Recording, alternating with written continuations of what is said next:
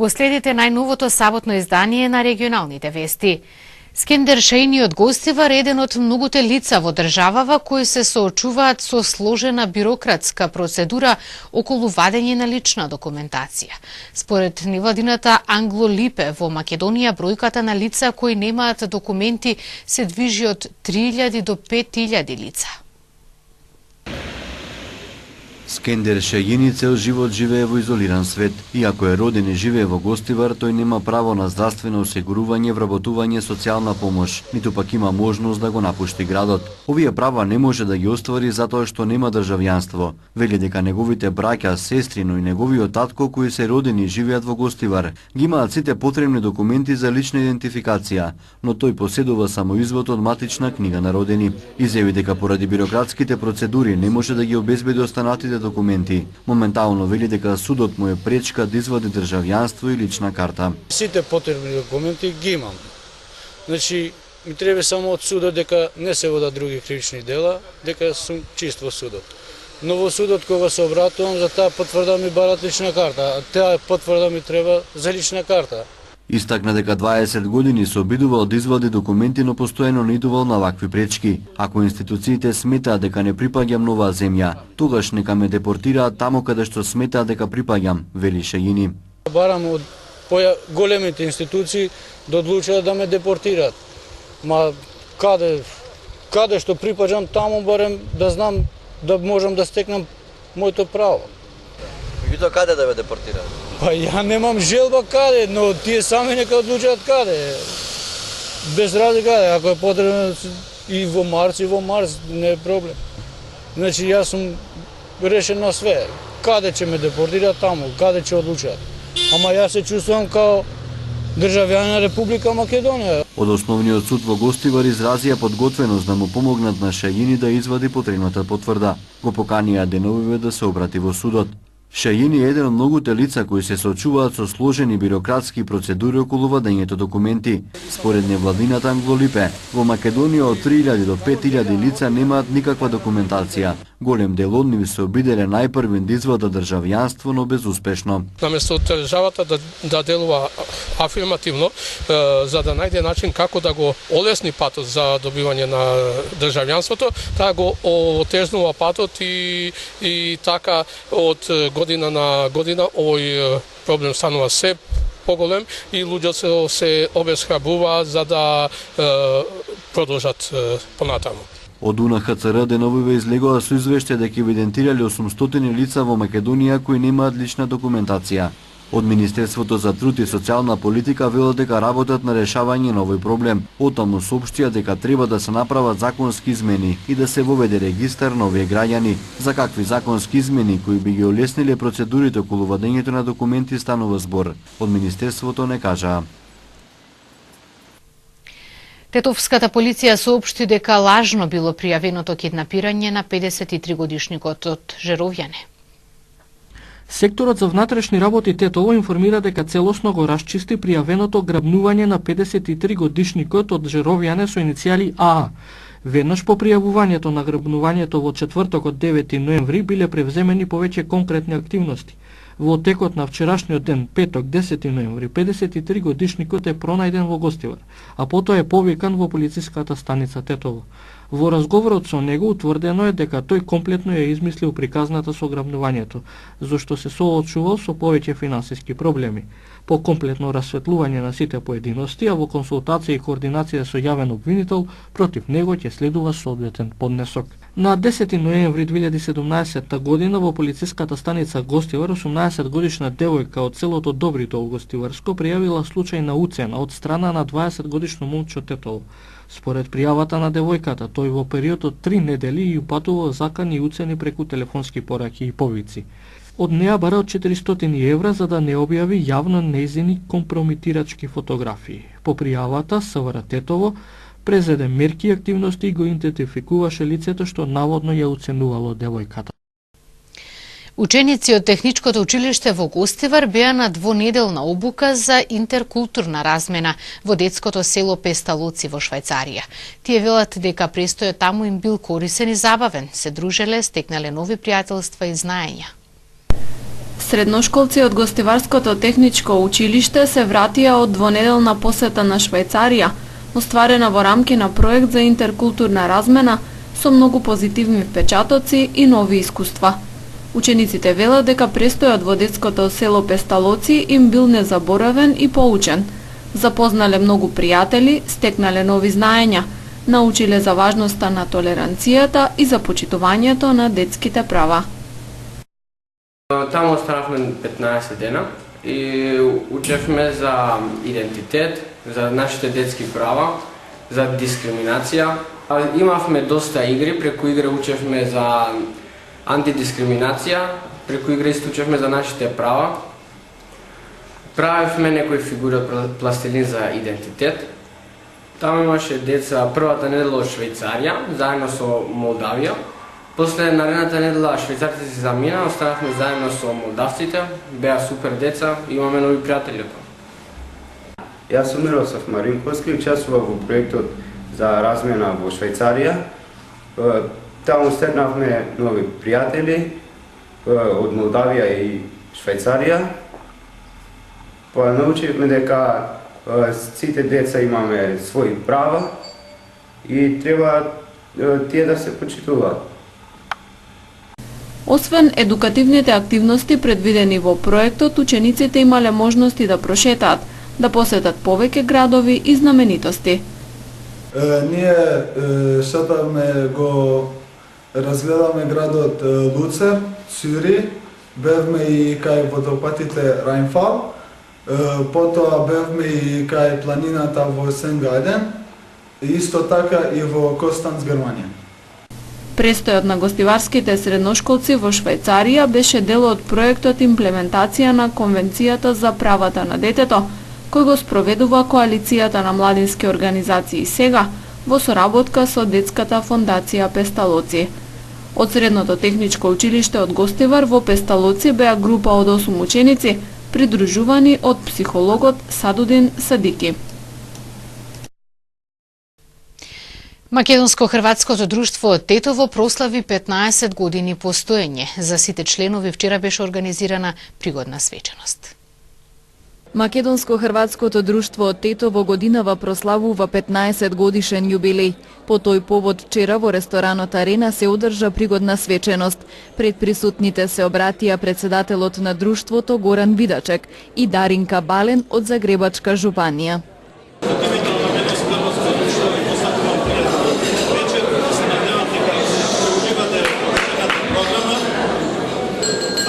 За овај програма се Македонско-хрватско друштво и секако Загребачката жупанија која ни ја донесе оваа прекрасна глава која се надевам дека ќе ужива. Освен Загребачката жупанија, доста добивме помош и од Матицата на населеништво од Република Хрватска, каде со една финансиска помош ни помогне за да го свариме овој проект. Од објективни причини го не се тука, но затоа ни пратија една телеграма. Ми е част ето biti večeras ovdje u vašem društvu. Чест ми е да бидам вечерва овде во ваше друштво. Ги поздравувам представниците на амбасадата на Република Хрватска, кои со своето присуство покажаа колку ја ценат и вреднуваат работата на Македонско-хрватското друштво и колку се горди што постои. На покана од Македонско-хрватското друштво Тетово дојдовме и ние од Загребачката жупанија и сме среќни што заедно ќе го славиме овој ден. Неодамна ја започнавме со работката, но ви ветувам дека ќе ја продолжиме и понатаму.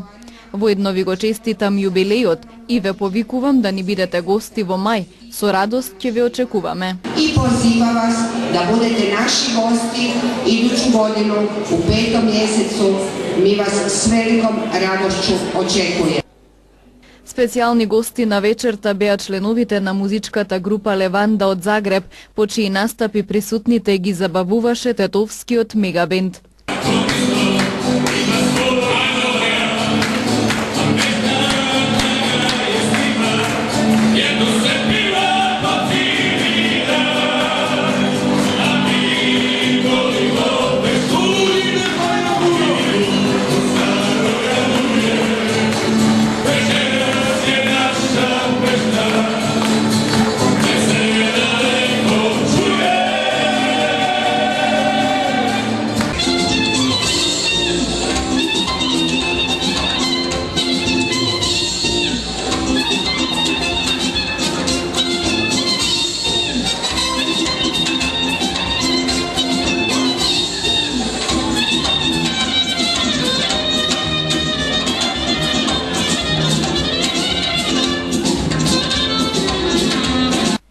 За присутните гости имаше организирано лотарија, преку која можеа да се добијат награди од пријателите на Сдруженијето.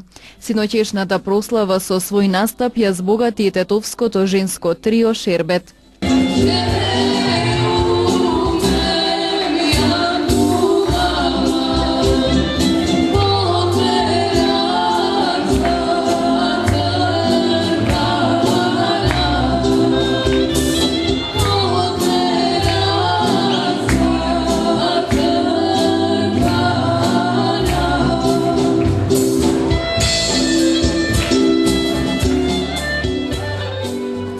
Медиумски покровители на настанот се радио и телевизија КИС.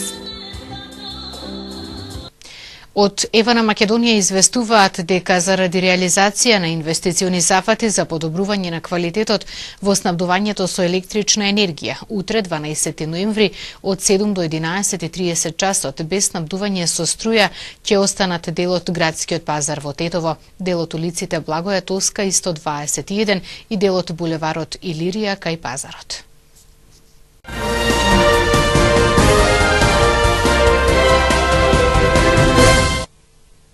Во неделната тема на Радио Слободна Европа се анализира темата тролање за политичко влијание.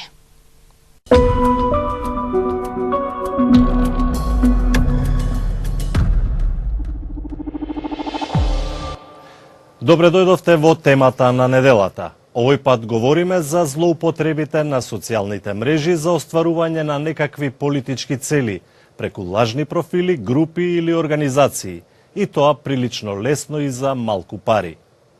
Представници на Facebook, Twitter и Google признаа дека Русија ги користела нивните платформи за создавање поделби, тензии, па и конфронтации во Соединетите држави, за прашања како миграцијата, контролата на носењето оружје и слично.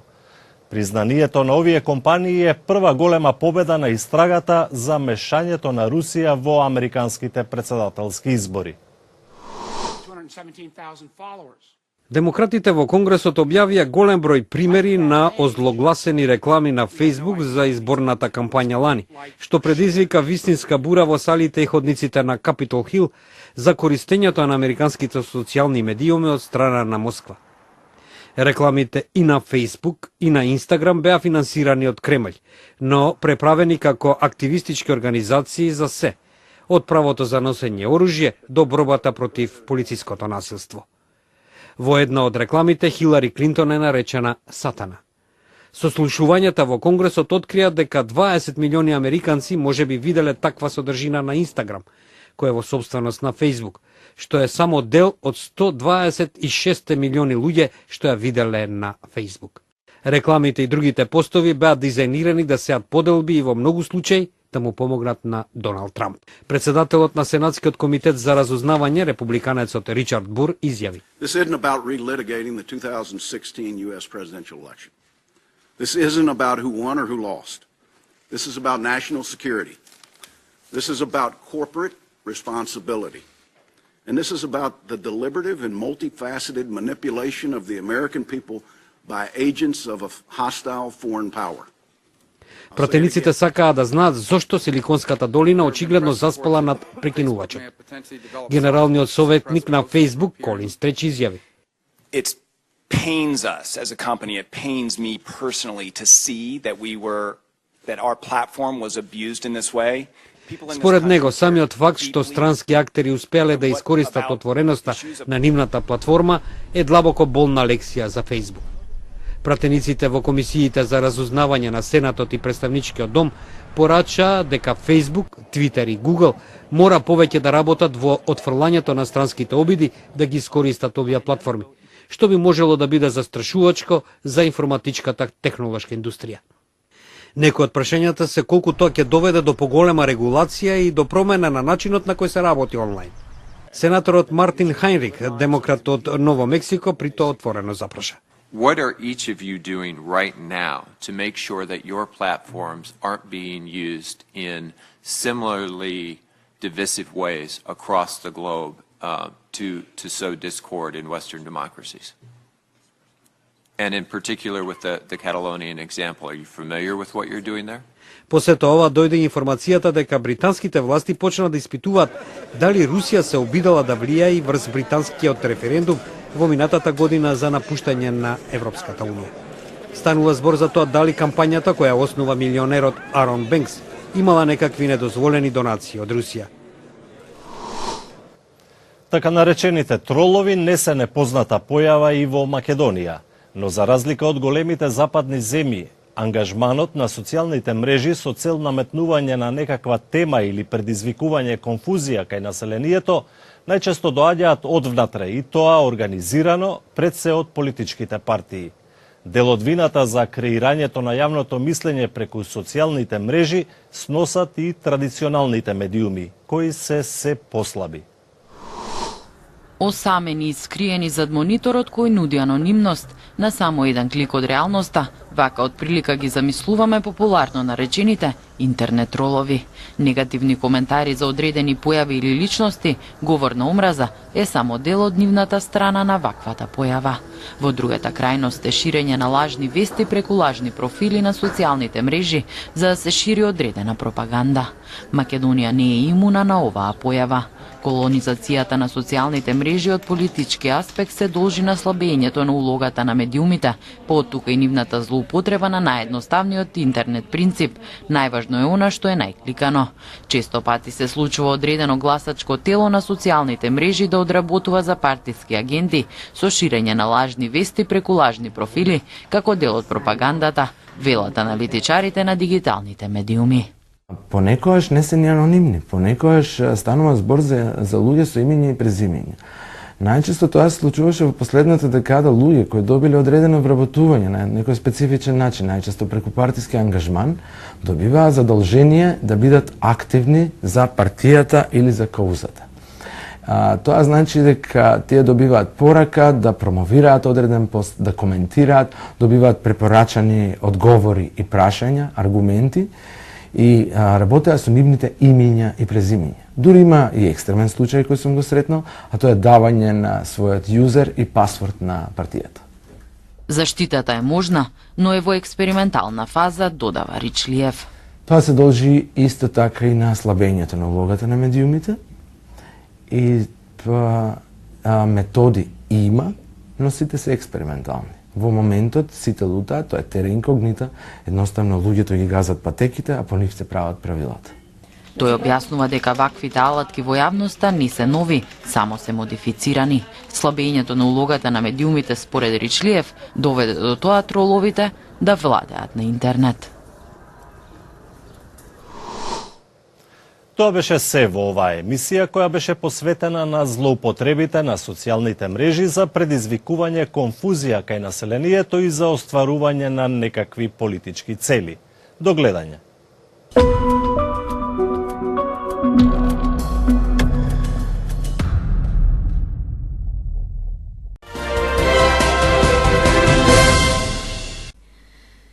Државите кои се дел од договорот за слободна трговија ТПП сметаат дека треба да се одржи духот на договорот и продолжуваат и покрај повлекувањето на САД, потврди виетнамскиот министер за трговија Тран Туан Ан на маргините на Азиско-Пацифичкиот самит во Виетнам.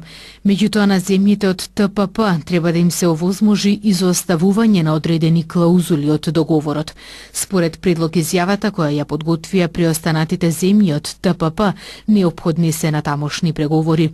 Од канадската делегација се вели дека е потребно да се заврши уште многу работа.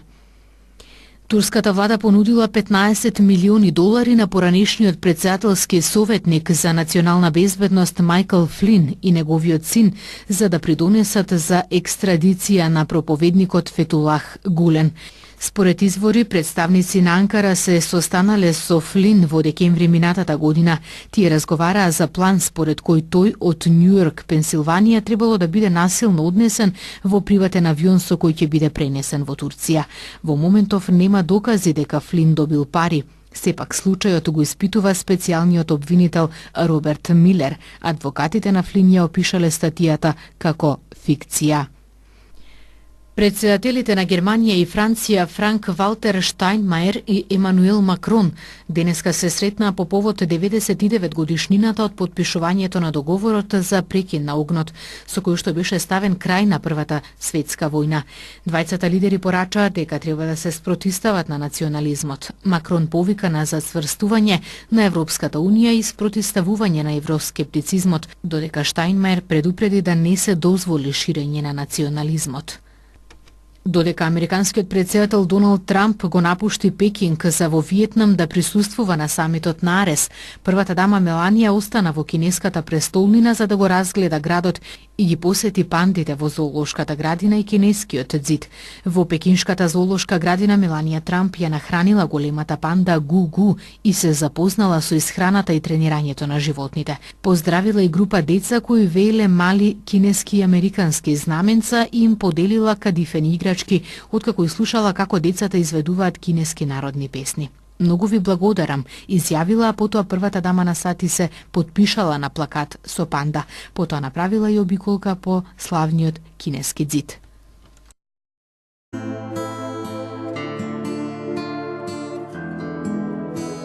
Времето денеска беше облачно со повремени врнежи од дожд, дуваше и слаб до умерен југоисточен ветер.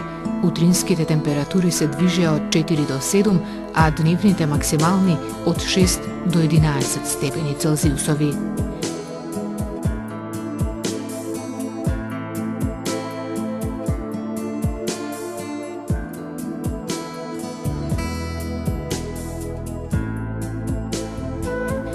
И утре ќе имаме слично време на денешното, облачно наместа со врнежи од дожд. Утринската температура ќе се движи од 4 до 9, а додека дневната максимална од 12 до 18 степени Целзиусови.